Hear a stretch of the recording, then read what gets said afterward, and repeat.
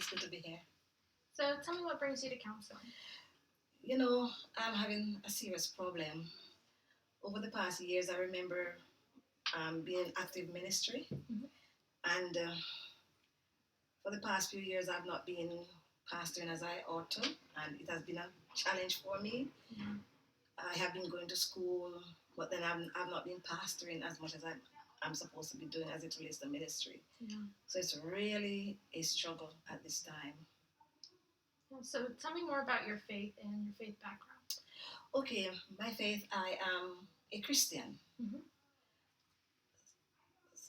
I've loved God for many, many years. Over 37 years, I have been a Christian. Mm-hmm. I have been involved in a Christian ministry for most of those years. And that has helped me to love on people a lot more than I've been doing since I was much younger. I enjoy ministering to people. I enjoy sharing with people. I enjoy interacting with people. Mm-hmm. I enjoy because I always want to do what God has asked of me. Mm-hmm. You know, I have an assignment that I believe is very important as it relates to my ministry, as it relates to my love for God. And so I've really, really wanted to continue on that vein. All right. So it sounds like your faith is really important to you, and you want to be able to find that balance between your faith and while being in school. Yes, I definitely want to. And also job. Mm-hmm.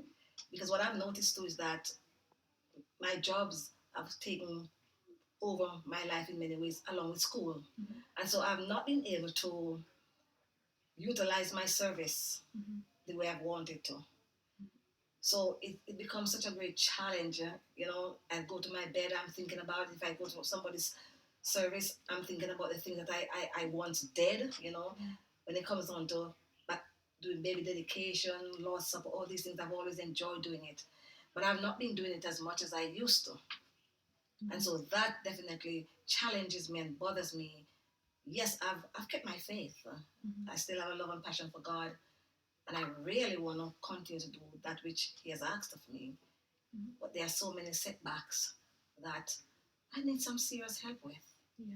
Tell me more about your work life and the workplace. Okay, my work life, I do two jobs, two Mm-hmm. part-time jobs right now. I was a full-time person, but I'm doing two jobs part-time right now. Mm-hmm. And I work in the mental health field. So, you know, that is a very challenging area also. I work as a recreation assistant, therapeutic recreation assistant, Mm-hmm. along with being a residential counselor.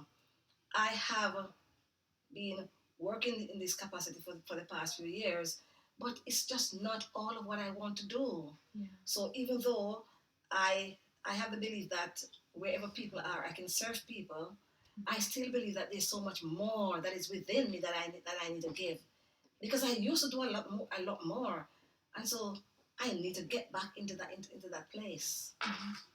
just to really help the people the way I need to, based on my passion. Yeah. So it sounds like you're juggling a lot of things in your life right now. Yes, I am. Mm-hmm. I am, and sometimes I think about just letting go something, just forgetting about the work, forgetting about all these things, and just throw myself back into active ministry. I love pastoral work. I've always loved it. Mm-hmm. Throw myself back into all these things so I can feel that sense of fulfillment. Mm-hmm. I'm not feeling that level of fulfillment as I once did. Yeah. So even though I am pursuing my course, I'm enjoying it, I'm still helping people, I'm building myself, Mm-hmm. there's still that thing within me that is just so unfulfilled. Mm-hmm. It makes me sad sometimes. Yeah. It makes me grieve sometimes. I hurt sometimes. Mm-hmm. And I have a tendency to bottle things on the inside, you know. I see myself as an introvert. When I'm preaching, I'm an extrovert. Yeah. But I see myself as an introvert, and many people don't know that. Yeah. They think I'm just this extrovert girl. But deep down, I'm a quiet girl. I'm very introvert. And people don't know, and they think everything is okay. But I battle with these things sometimes because I really want to help. I want to do a lot more than what I'm doing. I mean, nothing is wasted. Mm-hmm. I'm still doing something, but that sense of fulfillment, I need it back. Yeah. I need it back in my life. Mm-hmm. Explain to me what a perfectly fulfilled life would look to you. Doing the things you enjoy. And, Mm-hmm. and while you're working, you're enjoying, you're seeing the changes in people.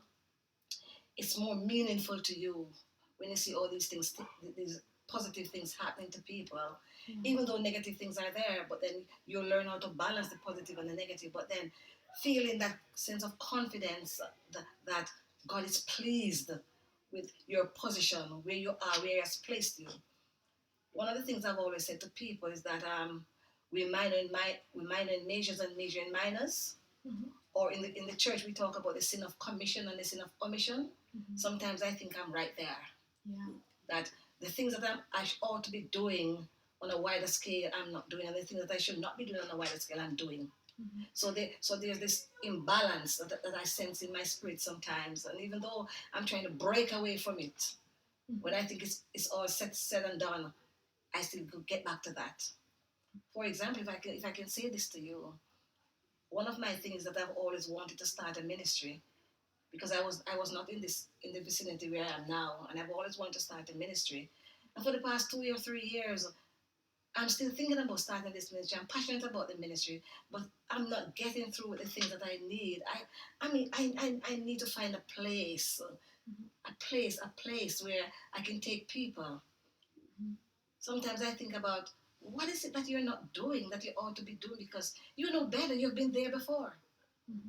But then I come to the question, or I ask myself the question, why are you behaving this way? Because you told God that you don't want to just pastor anymore. You want to do something more than just pastoring.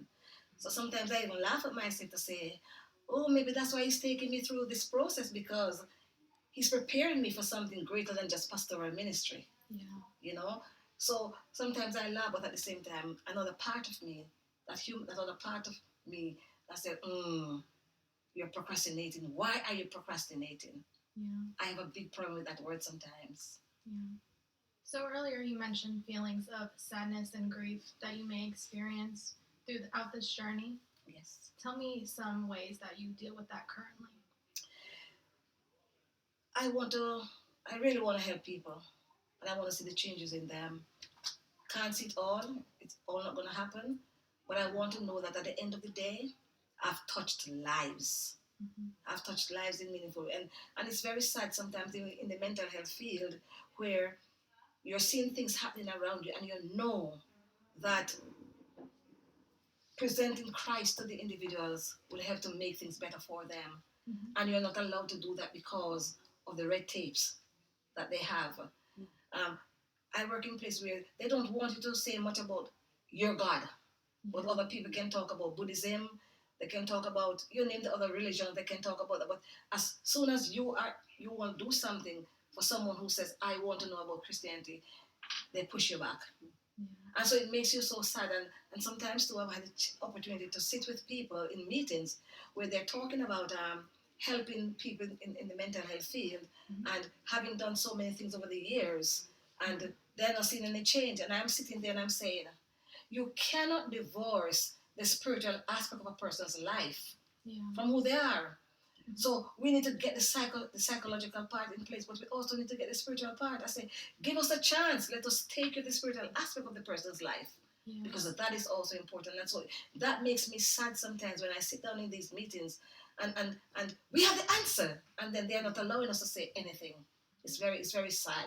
So it sounds like you're really looking to balance your faith and in your work life as well as in your schooling. Yes. So we can look at that more in the next session. Yes. If you would like to come back next week. It will be my pleasure. And we can work on that. Yes. It was nice meeting you. Pleasure meeting you too. Thank you very much for having me.